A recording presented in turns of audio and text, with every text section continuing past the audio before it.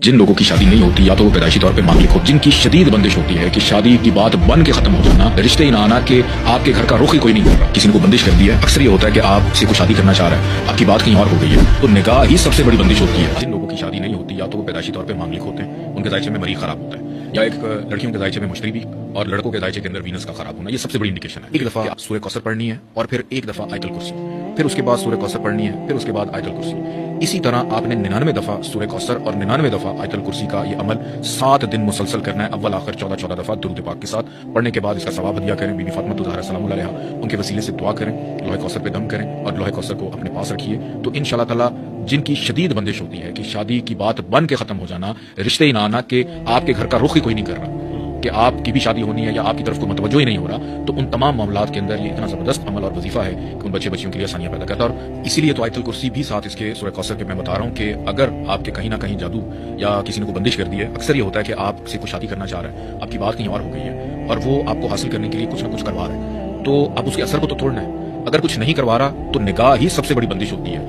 नजर लग जाना, हम कह के थक गए, नजर लगी, सिर्फ उसकी निगाहों को ही उस पाकीज़गी वाली तरफ लेके आना कि वो चीज़ आपकी खत्म हो, इस अमल को आप कीजिए तो इंशाल्लाह बेहतरी पाएंगे।